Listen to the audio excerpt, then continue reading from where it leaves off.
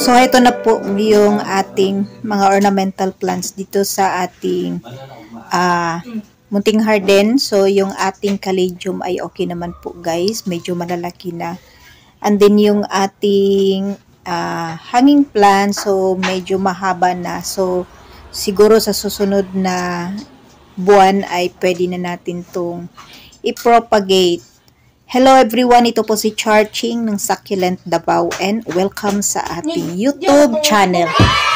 And for today's video, so ito na guys, yung ating mga plant na bago nating tanim dito na side. So, yan, and then yung ating dancing lady, okay na po siya guys. So, medyo nabawasan lang yung kaniyang dahon. At, ayan, okay naman at meron na pong kikis yung ating plant, yung ating orchid. Ayan, yung ating mga cactus. So, ngayon po ay mag-update po ako ng ating mga variegated gymno na inisprehan po natin ng MSG. So, yan yung ating, dito yung zebra, Haworthia zebra. So, ilang variety to. Meron tayong cat's claw ba ang tawag doon? Owl's claw. Yun, owl's claw, then zebra, then, ayan. Ito yung ating Haworthia na isa. So, yan yung natin, sinilong natin na mga Haworthia kasi medyo nag-dehydrate sila nung medyo mainit dito na area. So, ito na guys yung update sa ating ayan, yung inisprehan natin ng MSG. So, ayan, yung itsura niya ngayon. So, first day natin na inisprehan siya. So, heto na po yung result. So, kitang-kita po guys na nabawasan yung watermarks or stain sa kanyang balat. So, ayan, at successful po yung ating ginawang experiment. So, heto yung ating pinakita sa inyo na talagang puting-puti siya nung hindi pa po natin siya na-sprayhan ng MSG. So, ngayon guys ay, ayan, meron pang konti, pero ayan, hindi na siya katulad nung dati na talagang hindi mo makikita yung kanyang variegation. So, ngayon, kitang-kita na po yung kanyang variegation. And then, yung meron pang konting watermarks or stain, pero hindi na masyadong klaro.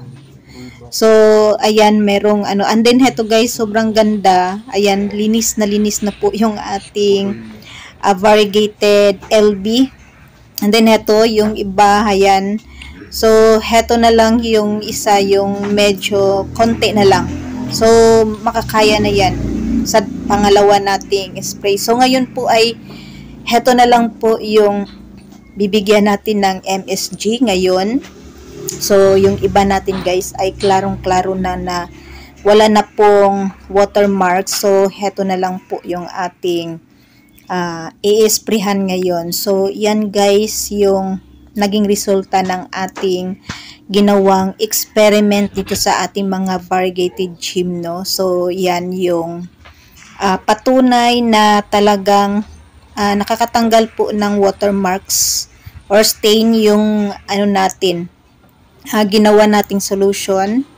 Ayan siya guys. So, ayan, klarong-klaro na po yung variegation ng ating cactus. So, nung hindi pa natin siya na-sprayhan, so medyo talaga pangit siya tingnan. So, hindi talaga siya